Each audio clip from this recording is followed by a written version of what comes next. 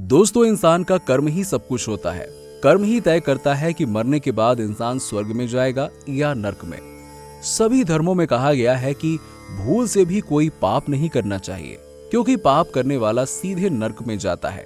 गरुड़ पुराण, अग्नि पुराण, कठोपनिषद सहित नारद पुराण में भी बताया गया है कि नर्क 36 तरह के होते हैं, जिनमें पाप या कर्मों के अनुसार इंसानों को भेजा जाता है। मनुष्य कई बार जाने अनजाने में ऐसे कर्म कर बैठता है जो उसे नर्क का भागी बना देते हैं। इन कर्मों के बारे में जानकर आप खुद को नर्क में जाने से रोक सकते हैं। आइए जानते हैं इसके बारे में।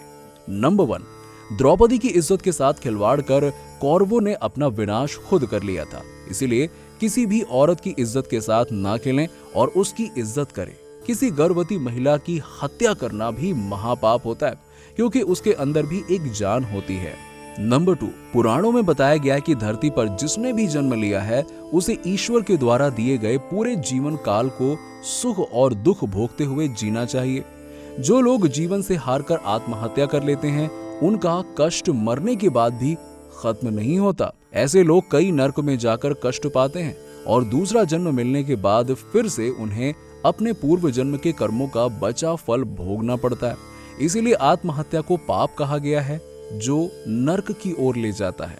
नंबर 3, गरुड़ पुराण के मुताबिक पाप करने वाले लोग जो धर्म के विरुद्ध आचरण करते हैं, उनकी आत्माएं लंबे समय तक नर्क में रहती हैं।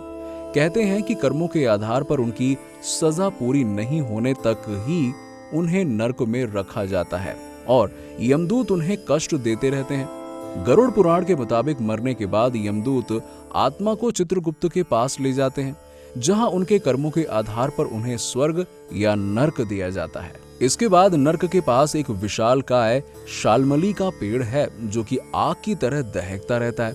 उसमें उसे बांध दिया जाता है। इसी पेड़ से बांधकर यमदूत आत्मा को दंड देते हैं। नंबर 4, मान्यता है कि लोग दूसरों के पैसे लूटते हैं। उन्हें यमदूत रस्सी से बांधकर नर्क में इतना मारते हैं कि वो पिटते पिटते बेहोश हो जाते हैं। होश में आने के बाद उन्हें फिर से पीटा जाता है। नंबर 5, जो लोग अपने बड़े बुजुर्गों का अपमान करते हैं, उन्हें नीचा दिखाते हैं या घर से निकाल देते हैं, उन पापियों को नर्क की आग में डुबोया जाता है। ऐसा तब तक किया जाता है जब तक उनकी खाल ना निकल जाए। नंबर 6, जो लोग अपने स्वार्थ के लिए निर्दोष जीवों की हत्या करते हैं, उन्हें नर्क में बहुत कठोर दंड मिलता है।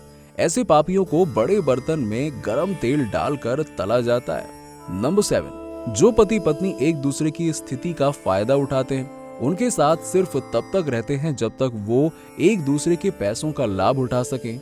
ऐसे लोगों को नर्क में गर्म लोहे की रॉड से पीटा जाता है। नंबर 8, जो लोग अपनी खुशी के लिए दूसरों की खुशियां छीन लेते हैं, उनके धन दौलत को हड़प लेते हैं, ऐसे लोगों को सांपों से भरे हुए एक कुएं में धकेल दिया जाता है।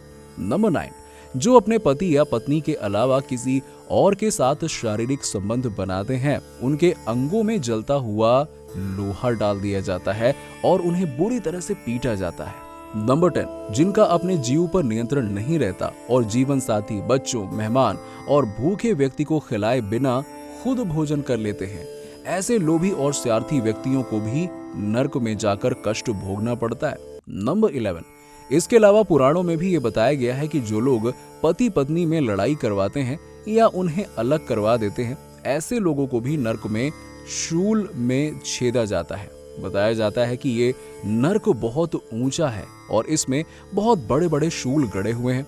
नंबर 12, पुराण के अनुसार जो लोग गाय को मारते हैं, उन्हें नर्क में 1 लाख साल तक कष्ट भोगना पड़ता है। यही नहीं, नर्क में महावीची नाम का नर्क रक्त से भरा हुआ है। यहाँ व्रज के समान कांटे लगे हुए हैं। नंबर 13, पुराण के अनुसार जो लोग दूसरों की जमीन जायदाद पर गलत तरीके से कब्जा करते हैं, उन्हें कुंभी पाक नर्क भोगना पड़ता है। इस नर्क में गर्म रेत और अंगारे बिछे होते हैं।